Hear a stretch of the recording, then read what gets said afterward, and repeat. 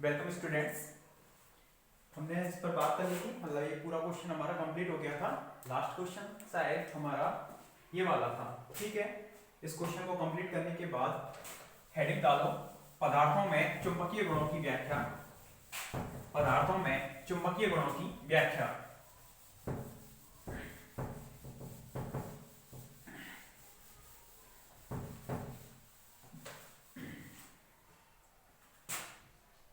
पदार्थों में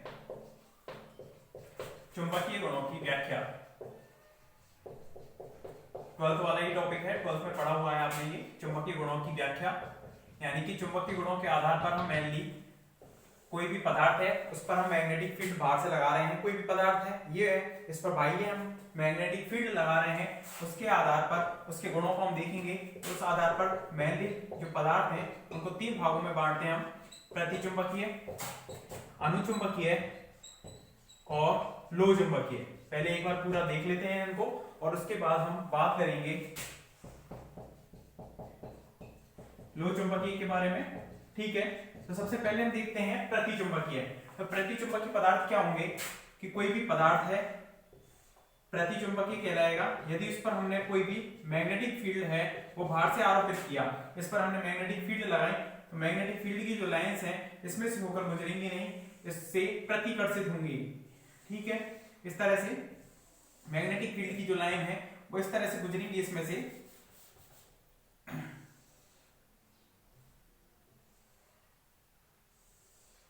ठीक है, सही से बना लो इसको इस तरह से।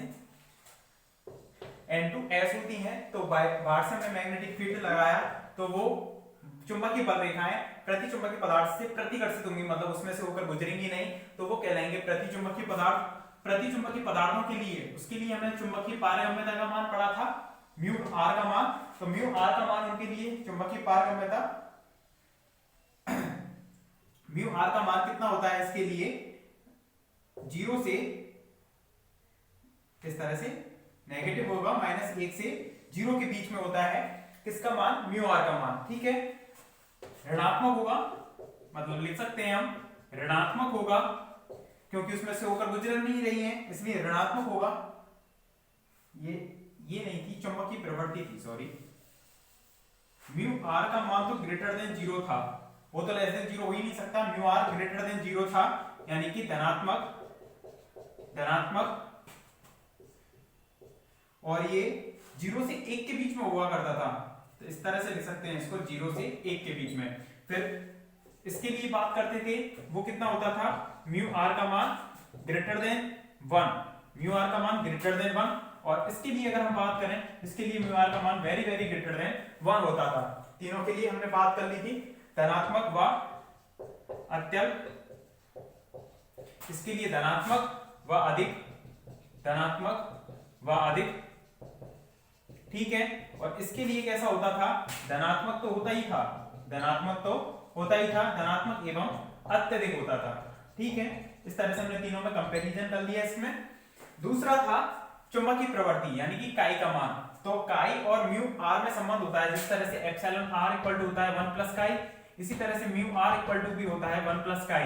यहाँ ये विद्युत प्रवृत्ति है और इसमें कौन सी आ जाती है? ये चुंबकीय प्रवृत्ति। जब चुंबकीय फील्ड लगाते हैं, चुंबकीय क्षेत्र लगाते हैं तो चुंबकीय प्रवृत्ति होती है, और विद्युत क्षेत्र लगाते हैं तो विद्युत प्रवृत्ति होगी। तो इसके लिए हम बात करें तो म्यू आर -1, इसमें -1 तीनों में हम लगाएंगे, -1 तीनों में से एक को घटाने पर, तो म्यू आर का मान है वो कितना, काई का मान कितना हो जाएगा? Less than 0, less than -1। अरे -1 तीनों में से घटा दो, म्यू आर -1 को हम कितना लिख देंगे? -1 लेस देन म्यू आर -1 और लेस देन 1 -1 यानी कि 0। तो म्यू आर -1 की जगह पर हमने कितना लिख दिया? काई। तो -1 से बीच काई का मान इन दोनों के बीच में होगा। इसके लिए हम बात करें तो म्यू आर -1 इधर लिया है तो काई ग्रेटर देन 0 होगा, और इसके लिए म्यू आर -1 काई लिख देंगे, काई is very very greater than 1 होगा। इस तरह से हम चुंबकीय प्रवृत्ति के बारे में लिख सकते हैं। क्या है ये? चुंबकीय प्रवृत्ति। ठीक है, और सी है इसमें तीसरे कंपोनेंट की बात करें कि ये ताप पर निर्भर नहीं करता, ये तापमान निर्भर करता है कौन से नियम से, इसकी चुंबकीय प्रवृत्ति C/T क्यूरी के नियम से। किस नियम से? क्यूरी के नियम से। और इसमें जो डिपेंड करता है चुंबकीय प्रवृत्ति वो किससे करती है? C/T - Tc यानी कि क्यूरी बाइस के नियम से।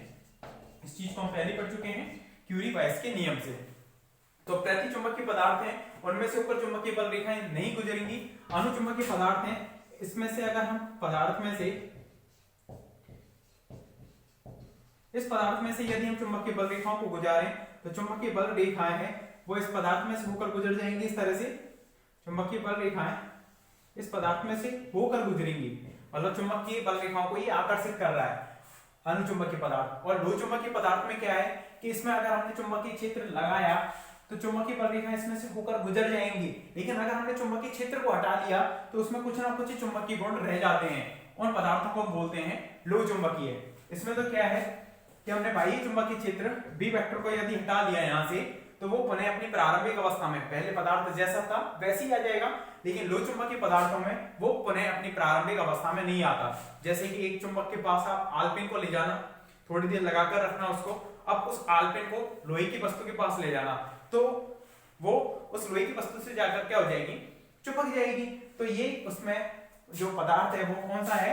लोह चुंबकीय। जो आयरन होता है, कोबाल्ट होते हैं, निकल होता है, ये सभी क्या होते हैं? लोह चुंबकीय पदार्थ। क्योंकि हमने चुंबकीय क्षेत्र को हटा दिया फिर भी उसमें क्या आ गए थे? वहां पर चुंबकीय गुण आ गए, तो उन पदार्थों को हम बोलेंगे लोह चुंबकीय पदार्थ। तो इनके चुंबकीय गुणों की व्याख्या करेंगे, तो उसको भी देख लेते हैं। जो प्रति चुंबकीय पदार्थ हैं वो ऐसा व्यवहार क्यों दर्शा रहे हैं कि वो चुंबकीय बल रेखाओं को प्रतिकर्षित कर रहे हैं, वहां से उनका क्या कर रहे हैं? प्रतिकर्षण कर रहे हैं। ऐसा वो व्यवहार क्यों दर्शा रहे हैं? तो जरा सोचो कि इनके कक्षाओं में जो इलेक्ट्रॉन होंगे, ये पदार्थ है, कई सारे परमाणुओं से मिलकर बना हुआ होगा। इस तरह से एक परमाणु की कक्षा पर हम बात करें कि ये पदार्थ है, उसका एक परमाणु है, तो उस परमाणु की स्ट्रक्चर पर हम बात कर रहे हैं कि उसके बाह्यतम कोश में जो इलेक्ट्रॉन है वो कैसे हैं? युग्मन है। उनका क्या हो रहा है? यहाँ पर युग्मन हो रहा है। युग्मन होने से मतलब क्या है कि एक इलेक्ट्रॉन का जो चुंबकीय द्विध्रुव आघूर्ण होगा वो दूसरे के चुंबकीय द्विध्रुव आघूर्ण की से क्या हो जाएगा? कैंसिल आउट हो जाएगा। एक का जो चुंबकीय द्विध्रुव आघूर्ण है वो दूसरे के चुंबकीय द्विध्रुव आघूर्ण से क्या हो जाएगा? यहाँ पर कैंसिल आउट हो जाएगा, जिससे कि हम बाहर से जो चुंबकीय क्षेत्र ला रहे हैं मतलब ऑलरेडी पहले से कैसा है? स्थायी। तो नेचर में हर कोई चीज है अपने आप को स्टेबल रखना चाहती है। प्रकृति में कोई भी जो चीज है वो अपने आप को कैसा रखना चाहती है? स्टेबल रखना चाहती है। तो अब क्या हुआ कि पहले से स्टेबल है, बाहर से जो मैग्नेटिक फील्ड आ रहा है उसकी स्टेबिलिटी को डिस्ट्रैक्ट करने की कोशिश कर रहा है। मतलब बाहर से जो भी चुंबकीय क्षेत्र लगा रहे हैं वो पहले से स्थायी है, तो उसको स्थायित्व को खत्म करने की कोशिश कर रहा है बाह्य चुंबकीय क्षेत्र। इसलिए वह उन चुंबकीय बल रेखाओं को क्या करती है? वहां से प्रति चुंबकीय पदार्थ क्या करता है? उनको प्रतिकर्षित करता है, उसमें से होकर गुजरने नहीं देगा, क्योंकि उसमें से होकर गुजरेंगे तो उसके जो युग्मन है उसको वो प्रभावित करेंगे, उसको वो प्रभावित ना हो इसलिए वो उनको क्या करती है? प्रतिकर्षित करवाते हैं। प्रत्येक परमाणु है उनका क्या करते हैं? विरोध करते हैं चुंबकीय बल रेखाओं का।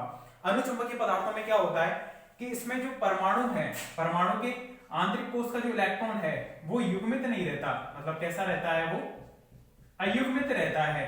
तो अयुग्मित रहता है तो इसका चुंबकीय द्विध्रुव आघूर्ण होगा, दूसरे परमाणु का भी चुंबकीय द्विध्रुव आघूर्ण होगा, तीसरे परमाणु का भी चुंबकीय द्विध्रुव आघूर्ण होगा। जब तक हम चुंबकीय क्षेत्र नहीं लगा रहे हैं उस स्थिति नहीं लगा रहे मतलब जीरो, तो उस स्थिति में एक परमाणु का चुंबकीय द्विध्रुव आघूर्ण इस दिशा में है, दूसरे का इस दिशा में है, तीसरे का इस तरह से रैंडमली क्या होगा? चुंबकीय द्विध्रुव आघूर्ण किसी भी दिशा में हो सकता है, इस तरह से किसी भी दिशा में बना सकते हो इनको। तो इसका पदार्थ का कुल चुंबकीय द्विध्रुव आघूर्ण कितना हो जाएगा? यहाँ पर कुल इस तरह से रैंडमली होंगे उसमें, तो पदार्थ का कुल चुंबकीय आघूर्ण है उसका मान 0 हो जाएगा। लेकिन जैसे ही हमने इस पर बाह्य चुंबकीय क्षेत्र लगा दिया, इस पर बाह्य चुंबकीय क्षेत्र हमने लगा दिया, v vector is not equal to 0, मतलब कुछ ना कुछ उसकी वैल्यू है, तो सभी हैं, सभी परमाणु हैं, उनके चुंबकीय द्विध्रुव आघूर्ण एक पर्टिकुलर डायरेक्शन में या चुंबकीय क्षेत्र की दिशा में क्या हो जाएंगे? ये संरेखित हो जाएंगे इस तरह से, ठीक है, जिससे पदार्थ का भी चुंबकीय द्विध्रुव आघूर्ण, इसमें क्या है? परमाणु का चुंबकीय द्विध्रुव आघूर्ण शून्य नहीं है, क्योंकि एक को दूसरे के द्वारा कैंसिल आउट नहीं किया जा रहा, अयुग्मित है इसमें, जैसे कि अयुग्मित कौन कौन से होते हैं, सोडियम हुआ, मैग्नीशियम हुआ, ये कैसे हैं, अयुग्मित इलेक्ट्रॉन इनमें पाए जाएंगे। तो इसमें हुआ क्या, पर्टिकुलर इस तरह से है, लेकिन जैसे ही हमने मैग्नेटिक फील्ड लगाया तो पदार्थ का जो चुंबकीय द्विध्रुव आघूर्ण है वो हमें इस तरह से मिल जाएगा।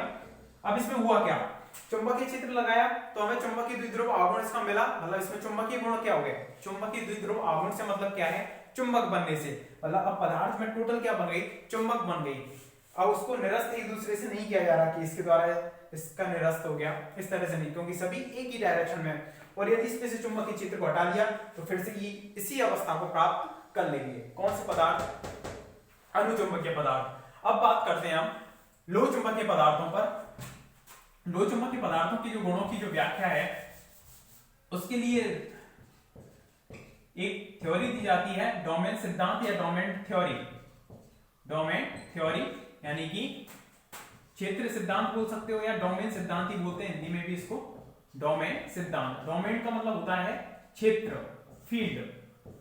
कैसे, ये भी आपने पढ़ा हुआ है, देखते हैं इसको दोबारा। लोह चुंबकीय पदार्थों के लिए कि लोह चुंबकीय पदार्थ जिन पर हमने पहले मैग्नेटिक फील्ड नहीं लगाया तो उसमें क्या है, डोमेन बने होते हैं, इस तरह से छोटे छोटे क्षेत्र बने हुए हैं।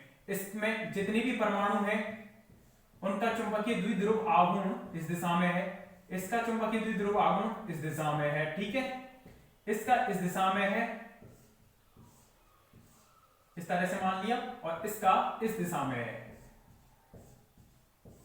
जब मैग्नेटिक फील्ड का मान 0 है, स्टार्टिंग में क्या होगा, इसका चुंबकीय द्विध्रुव आघूर्ण इसके अपोजिट है, इसका चुंबकीय द्विध्रुव आघूर्ण इसके अपोजिट है।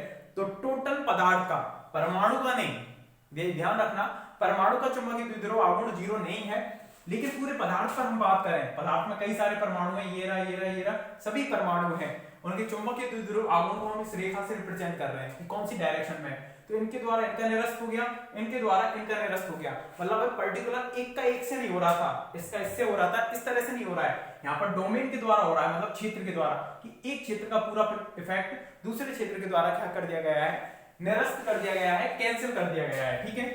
तो इस तरह से टोटल जो पदार्थ है उसका क्या हो जाएगा, मैग्नेटिक डाइपोल मोमेंट, चुंबकीय द्विध्रुव आघूर्ण 0 हो जाएगा। लेकिन जैसे ही इस पर बाह्य चुंबकीय क्षेत्र हमने लगाया तो होता क्या है कि इस डोमेन में उपस्थित जितने भी चुंबकीय द्विध्रुव आघूर्ण हैं, ये इस तरह से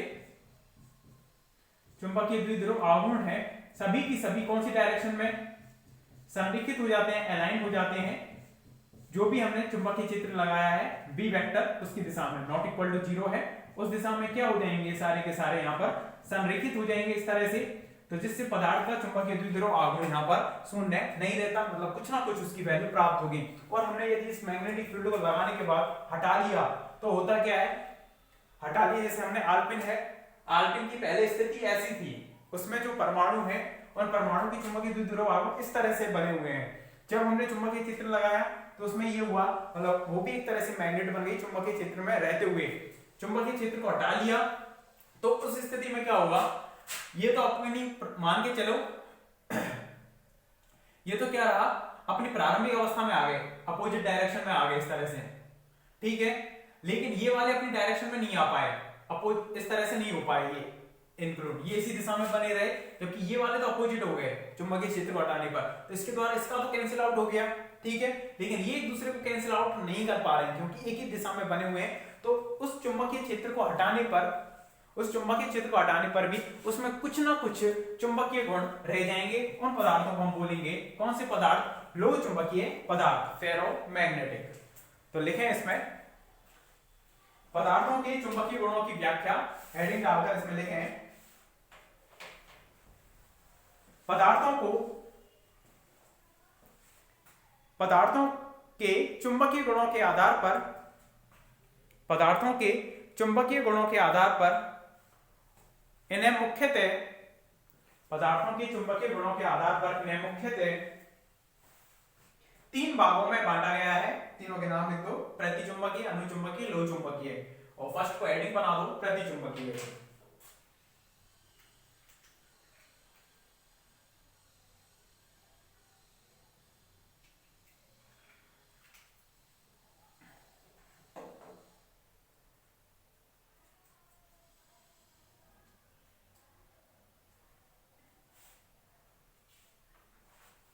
और प्रतिचुंबकीय को हेडिंग बनाकर इस वाले चित्र को बना दो।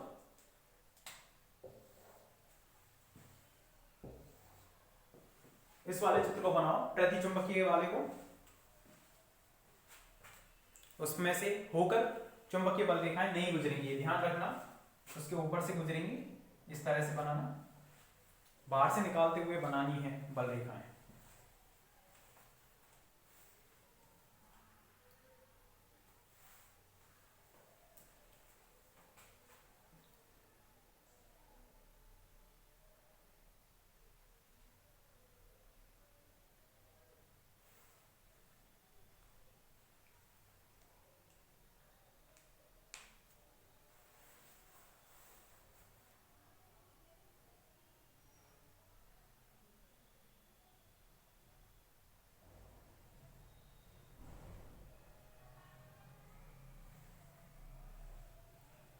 लिखें इसमें, वे पदार्थ जिनको चुंबकीय क्षेत्र में रखने पर, बाह्य चुंबकीय क्षेत्र में रखने पर चुंबकीय बल रेखाएं,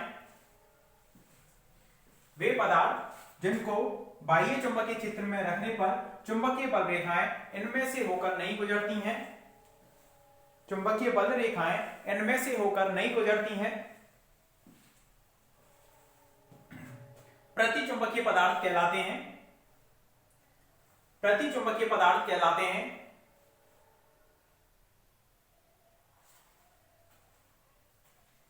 अर्थात प्रतिचुंबकीय पदार्थ बाह्य चुंबकीय बल रेखाओं को प्रतिकर्षित करते हैं, अर्थात प्रतिचुंबकीय पदार्थ बाह्य चुंबकीय बल रेखाओं को प्रतिकर्षित करते हैं। और ए पॉइंट डाल देना इसमें, इसके बाद एग्जांपल और लिख देना इसमें एग्जांपल है आपके H2O, NaCl और हीलियम नियोन। इस तरह से इसके एग्जांपल हैं। जो भी प्रतिचुंबकीय पदार्थ NaCl यानी कि नमक, H2O यानी कि जल, ये सभी कैसे पदार्थ होते हैं? प्रतिचुंबकीय पदार्थ होते हैं। फर्स्ट पॉइंट लिखना है इसमें,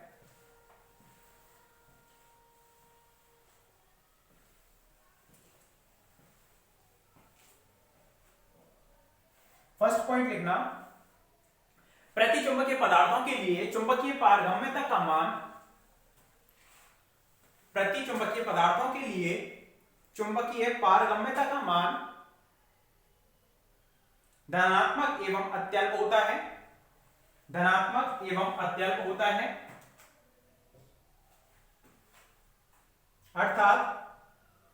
अर्थात इसको लिख दो 0 less than mu r less than 1, 0 less than mu r less than 1। B point लिखना, प्रतिचुंबकीय पदार्थों के लिए चुंबकीय प्रवृत्ति का मान, प्रतिचुंबकीय पदार्थों के लिए चुंबकीय प्रवृत्ति का मान -1 लेस देन काई लेस देन 0 होता है।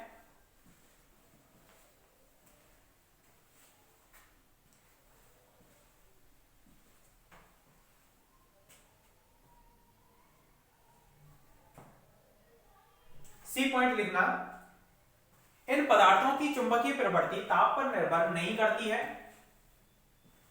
इन पदार्थों की चुंबकीय प्रवृत्ति ताप पर निर्भर नहीं करती है। जो काई है वो does not depend on temperature. Okay, example लिखवा दिए थे इसमें। सेकंड पॉइंट, अनुचुंबकीय पदार्थ हेड, सॉरी अभी नहीं डालें, इसमें इसकी व्याख्या और करेंगे कि ऐसा क्यों दिखा रहे हैं। लिखना, इसके बाद ताप पर निर्भर नहीं करते हैं। इसके बाद लिखना, प्रतिचुंबकीय पदार्थों के गुणों की व्याख्या, नेक्स्ट लाइन से लिखना है यहां पर, प्रतिचुंबकीय पदार्थों के गुणों की व्याख्या इलेक्ट्रॉन सिद्धांत के आधार पर की जाती है। इलेक्ट्रॉन सिद्धांत, क्योंकि इलेक्ट्रॉनों पर बात कर रहे हैं यहां पर, इसलिए इसको नाम दे देते हैं हम इलेक्ट्रॉन सिद्धांत। यहां पर क्षेत्र की बात कर रहे थे तो इसको नाम दे देते थे डोमेन सिद्धांत। प्रतिचुंबकीय पदार्थों के गुणों की व्याख्या इलेक्ट्रॉन सिद्धांत के आधार पर की जाती है। इलेक्ट्रॉन सिद्धांत के अनुसार प्रतिचुंबकीय पदार्थों के परमाणुओं में कक्षीय इलेक्ट्रॉन युग्मन की अवस्था में होते हैं। प्रतिचुंबकीय पदार्थों के परमाणुओं में कक्षीय इलेक्ट्रॉन युग्मन की अवस्था में होते हैं, जिसके कारण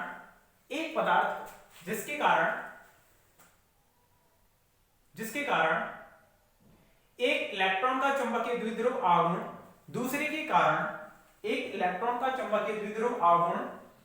दूसरे के द्वारा निरस्त कर दिया जाता है। एक परमाणु का चुंबकीय द्विध्रुव आघूर्ण दूसरे के द्वारा निरस्त कर दिया जाता है, जिससे कि ये स्थायी अवस्था में होता है, जिससे कि यह स्थायी अवस्था में होता है।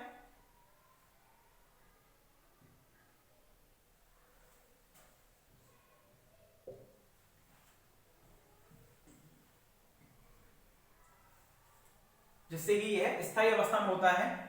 इसलिए प्रतिचुंबकीय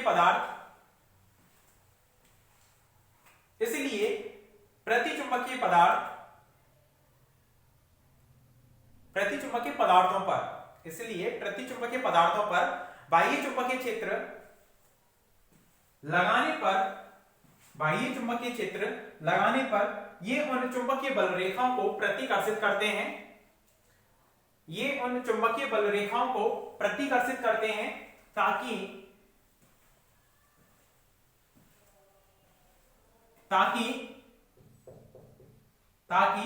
इनका स्थायित्व बना रहे।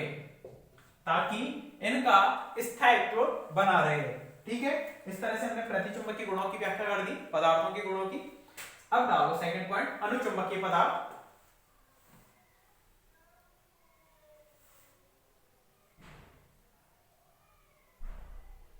और अनुचुंबकीय पदार्थों में इस चित्र को बना दो कि मतलब इसमें से होकर चुंबकीय बल रेखाएं अंदर से होकर गुजर रही हैं।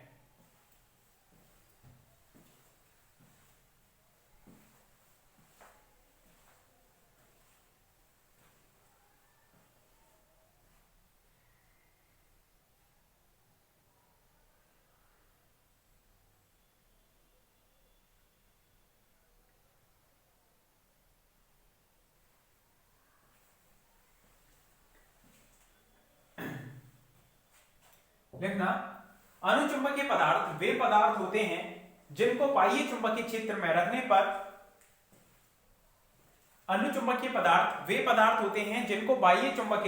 रखने पर चुंबकीय बल रेखाएं इनमें से होकर गुजर जाती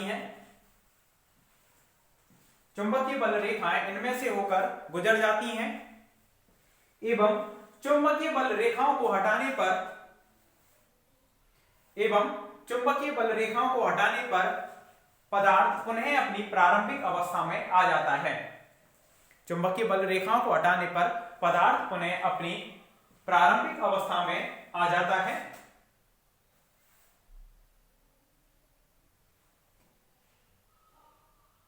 एग्जाम्पल लिख देना, सोडियम, मैग्नीशियम और लिख देना एल्यूमिनियम।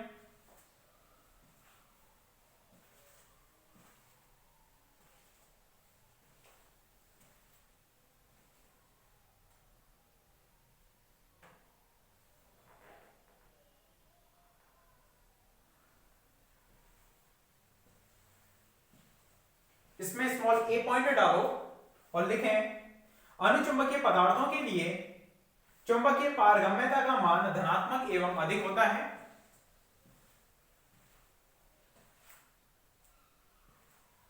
चुंबकीय पारगम्यता का मान धनात्मक एवं अधिक होता है, अर्थात म्यू आर ग्रेटर देन 1। इस तरह से लिख देना, म्यू आर ग्रेटर देन 1।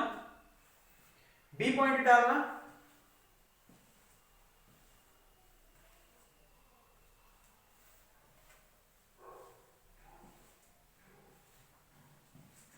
अनुचुंबकीय पदार्थों के लिए चुंबकीय प्रवृत्ति का मान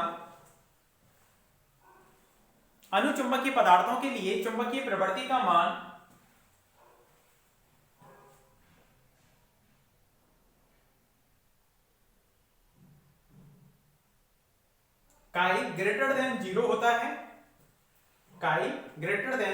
होता है। सी पॉइंट लिखना, इन पदार्थों की चुंबकीय प्रवृत्ति ताप पर निर्भर करती है।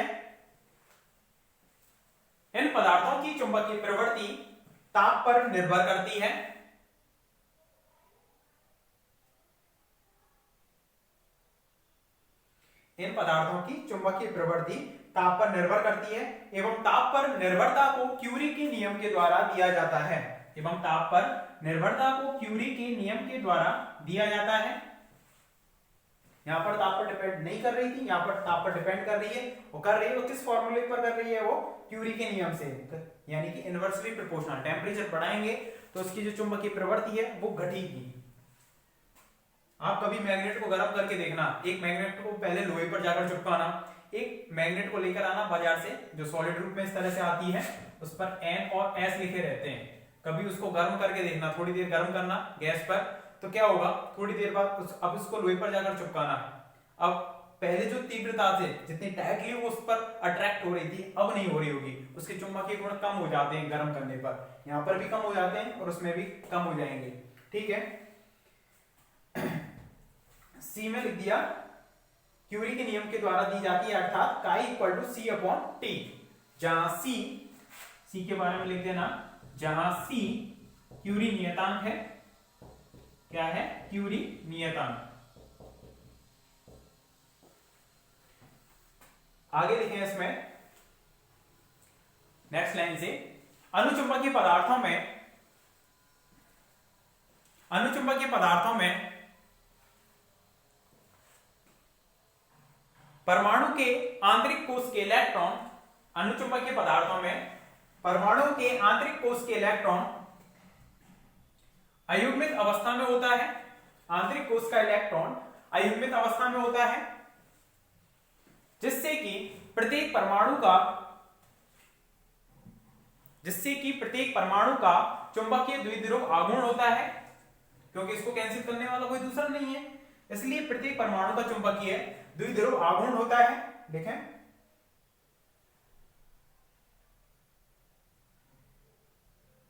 सभी परमाणु का चुंबकीय द्विध्रुव आघूर्ण, फुल स्टॉप करके आगे लिखना, सभी परमाणुओं का चुंबकीय द्विध्रुव आघूर्ण पदार्थ में, सभी परमाणुओं का चुंबकीय द्विध्रुव आघूर्ण पदार्थ में यादृच्छिक रूप से फैला हुआ रहता है। पदार्थ में यादृच्छिक रूप से फैला हुआ रहता है।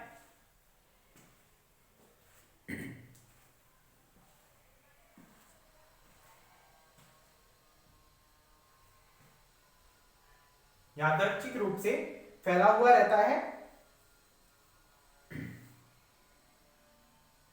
लेकिन जब पदार्थ पर बाह्य चुंबकीय क्षेत्र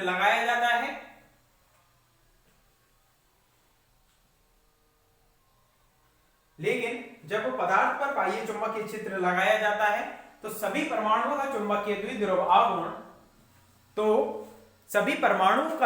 द्विध्रुव आघूर्ण चुंबकीय क्षेत्र की दिशा में संरेखित हो जाता है। चुंबकीय द्विध्रुव आघूर्ण चुंबकीय क्षेत्र की दिशा में संरेखित हो जाता है।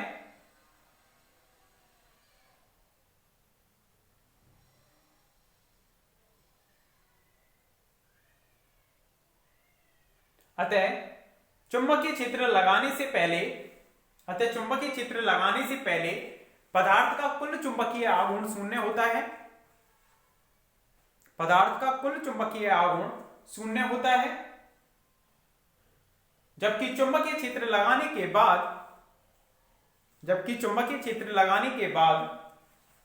पदार्थ का चुंबकीय आघूर्ण हमें प्राप्त होता है। चुंबकीय क्षेत्र लगाने पर पदार्थ का चुंबकीय द्विध्रुव आघूर्ण हमें प्राप्त होता है। और इन दोनों चित्रों को बना लो। यहां पर मैग्नेटिक फील्ड का मान 0 है, यहां पर magnetic field V vector is not equal to 0। दोनों को एक दूसरे के पैरेलल में बना लो बगल में।